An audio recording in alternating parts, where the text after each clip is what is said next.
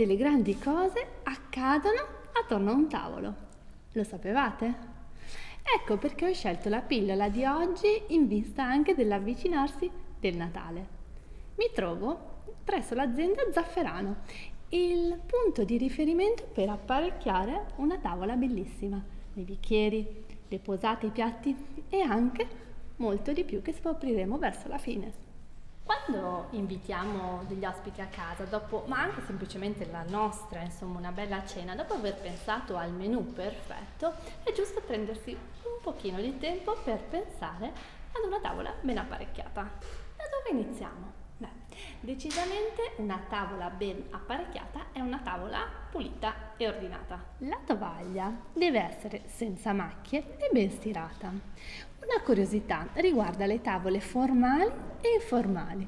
Infatti le tavole informali hanno una piega, diciamo come quella dei pantaloni, mentre le tavole formali non possono avere nessuna piega e devono essere quindi perfettamente lisce e stirate.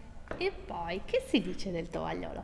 Il tovagliolo dovrebbe essere sempre in abbinata con la tovaglia e, se possibile, di stoffa. Io personalmente metto le mani avanti e in realtà non stiro niente, quindi non li ho di stoffa, però in realtà se vorreste preparare una bella tavola bisognerebbe metterlo di stoffa. E dove si mette il tovagliolo?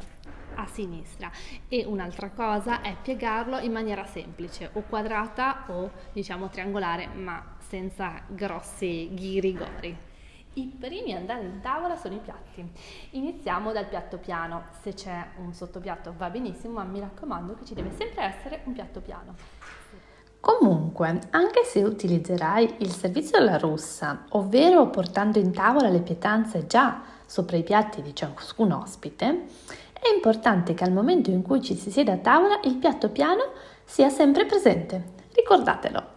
Dopo i piatti vengono le posate. Il modo più facile per ricordare come metterle è partire dall'esterno verso l'interno, quindi la posata che verrà utilizzata prima viene messa all'esterno e poi pian pianino quelle che vengono usate dopo. La lama del coltello deve essere sempre posizionata verso l'interno e se per caso in tavola ci dovesse essere un piattino per il pane va posizionato qui sopra le forchette, mentre i bicchieri sopra il coltello. Parlando di bicchieri che dovrebbero essere messi in tavola fino ad un massimo di 4, si parte anche qui dalla sinistra verso la destra. Quindi andremo prima il bicchiere dell'acqua, poi quello del vino rosso e poi il vino bianco. Sopra questi bicchieri ci vanno eventualmente bicchieri per dessert o spumante. E le posate da dessert? Qui si apre una bella parentesi perché in teoria il galateo moderno suggerisce di portarla in tavola direttamente con il dolce, ma ad esempio guai a dirlo a mia nonna che in tavola sua sono sempre rigorosamente schierate sopra i piatti.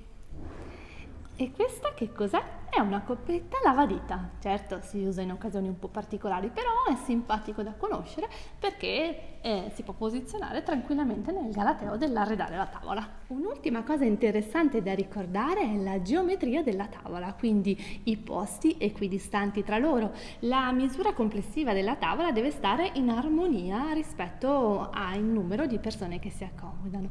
E poi sicuramente benvengano insomma tutti i decori sempre con eleganza e gusto che ci possono essere. Se siete amanti come me delle candele potete valutare anche una bellissima nuova opportunità che vi suggerisco, che è proprio questa, la poldina, che illumina la vostra tavola sicuramente a regola di bon ton.